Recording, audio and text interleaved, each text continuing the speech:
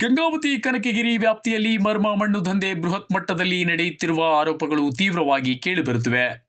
ರೈತರ ಜಮೀನುಗಳು ಹಾಗೂ ಗುಡ್ಡಗಾಡು ಪ್ರದೇಶಗಳಿಂದ ಜೆಸಿಬಿ ಮತ್ತು ಟಿಪ್ಪರ್ ವಾಹನಗಳ ಮೂಲಕ ಭಾರೀ ಪ್ರಮಾಣದಲ್ಲಿ ಮಣ್ಣು ಅಕ್ರಮವಾಗಿ ಸಾಗಿಸಲಾಗುತ್ತಿದೆ ಎಂಬ ಗಂಭೀರ ಆರೋಪ ಸ್ಥಳೀಯರಿಂದ ವ್ಯಕ್ತವಾಗಿದೆ. ಈ ಕುರಿತು ಪರಿಶೀಲನೆ ನಡೆಸಲು ಮುಂದಾದಾಗ ಸಂಬಂಧಿಸಿದ ತಂತ್ರಜ್ಞಾನ ಸರ್ವರ್ ಮತ್ತು ನೆಟ್ವರ್ಕ್ ಸೌಲಭ್ಯಗಳ ಕೊರತೆಯಿಂದಾಗಿ ಸರ್ವೆ ನಂಬರ್ಗಳ ನಿಖರ ಮಾಹಿತಿ ಲಭ್ಯವಾಗದೇ ಇರುವುದರಿಂದ ಜಮೀನುಗಳು ರೈತರ ಖಾಸಗಿ ಭೂಮಿಯಲ್ಲಿವೆಯೋ ಅಥವಾ ರಿಸರ್ವ್ ಅರಣ್ಯ ಪ್ರದೇಶಕ್ಕೊಳಪಟ್ಟಿವೆಯೋ ಎಂಬುದು ಸ್ಪಷ್ಟವಾಗದ ಸ್ಥಿತಿ ನಿರ್ಮಾಣವಾಗಿದೆ. ಈ ತಾಂತ್ರಿಕ ದೋಷವನ್ನೇ ನೆಪವನ್ನಾಗಿಸಿಕೊಂಡು ಅಕ್ರಮ ಚಟುವಟಿಕೆಗಳು ನಿರ್ಬಂಧವಿಲ್ಲದೆ ಸಾಗುತ್ತಿವೆ ಎಂಬ ಶಂಕೆ ಮತ್ತಷ್ಟು ಗಾಢವಾಗಿದೆ.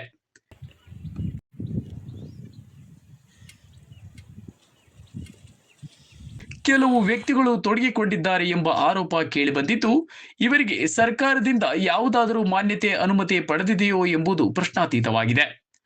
ಸ್ಥಳೀಯರು ಮತ್ತು ಸಾರ್ವಜನಿಕರು ಗಂಗಾವತಿ ಹಾಗೂ ಕನಕಗಿರಿ ತಾಲೂಕಾ ದಂಡಾಧಿಕಾರಿಗಳು ಹಾಗೂ ಕೊಪ್ಪಳ ಜಿಲ್ಲಾ ಗಣಿ ಮತ್ತು ಭೂವಿಜ್ಞಾನ ಇಲಾಖೆಯ ಅಧಿಕಾರಿಗಳು ತಕ್ಷಣವೇ ಸ್ಥಳಕ್ಕೆ ಧಾವಿಸಿ ಅಕ್ರಮ ಸಕ್ರಮ ಪರಿಶೀಲನೆ ನಡೆಸಿ ತಪ್ಪಿತಸ್ಥರ ವಿರುದ್ಧ ಕಠಿಣ ಕಾನೂನು ಕ್ರಮ ಕೈಗೊಳ್ಳಬೇಕೆಂದು ಆಗ್ರಹಿಸಿದ್ದಾರೆ.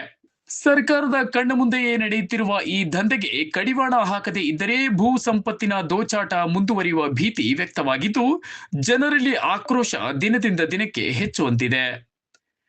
ನೈಜ ಸುದ್ದಿಗಳಿಗಾಗಿ ನೋಡ್ತಾ ಇರಿ ಇದು ಟಿ ಪಬ್ಲಿಕ್ ನ್ಯೂಸ್ ಚಾನಲ್.